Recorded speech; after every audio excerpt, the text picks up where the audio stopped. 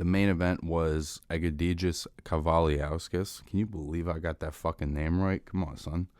Egidijus Kavaliauskas stopping Mikael Zewski in the 8th round.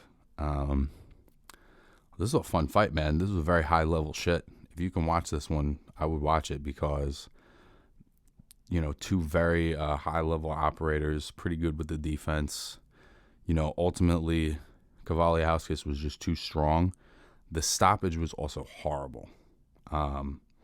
He hurt him, I think, in the 7th, and then they came out in the 8th. He landed a couple of good ones and put Zewski down quickly, and the ref just waved it off immediately, which it seemed like he deserved a count. It didn't seem like he was, I don't know. I just felt like it was early.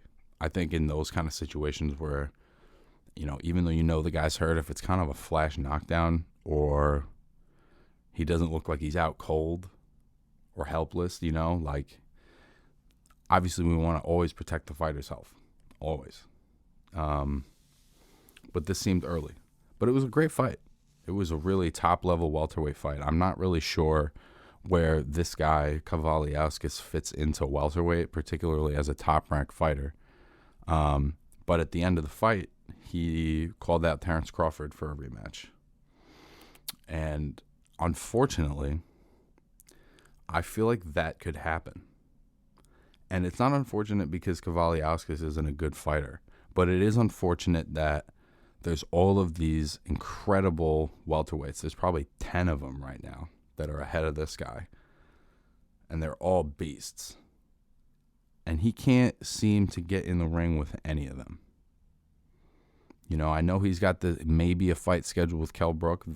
If that's not for real scheduled, they need to make that happen.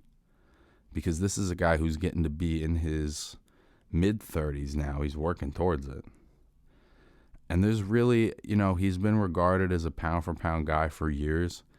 The best win he's got is against Victor Postol. That's the best win he's got.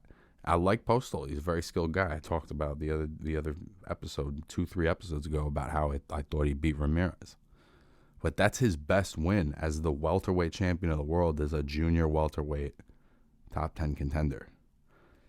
And there's a lot of reasons for that. There's his promoter, him being in a different promoter than a lot of these other PBC guys.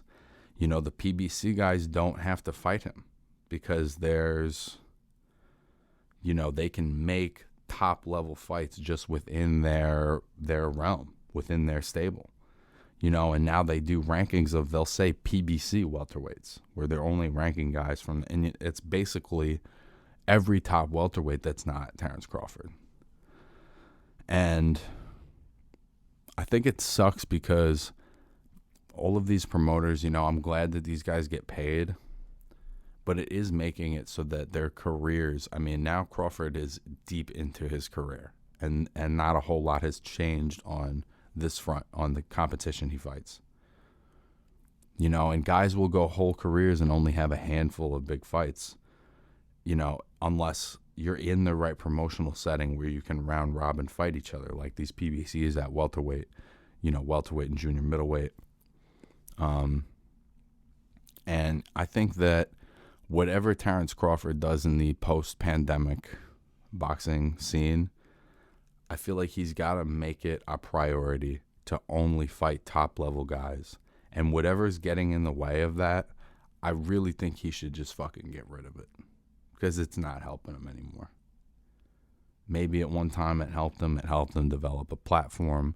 It helped him get some belts and some accolades.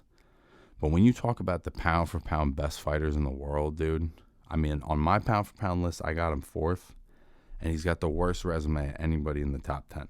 And I literally have him 4th because his skills are crazy. But I think whatever is holding him back from fighting his contemporaries, he has to let that go. Because it's going to fuck his legacy up. It's going to really limit his legacy. There's no way you can compare him to the Mayweathers and the Pacquiaos and the Cottos, where they fought most of their contemporaries. They fought the other great fighters of their era. Sugar Ray Leonard, Hagler, Hearns, Duran. You know, in that time it was De La Hoya, Mayweather, Pacquiao, Cotto. All these guys fought against each other. You know, these guys all made their legacy against each other. And Terence Crawford hasn't really done any of that. He's sort of had his career out on an island. And so it is tough to compare him to the other top welterweights. You know, there's a part of me that's like, I don't even know how. There's some times where I feel like I don't know how you put this guy at the top of the pound for pound list when there's not really one opponent that he's fought that's in the top 10 of his division.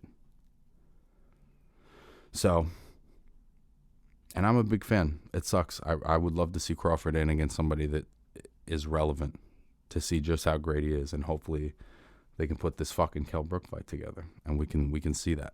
We can see that happen.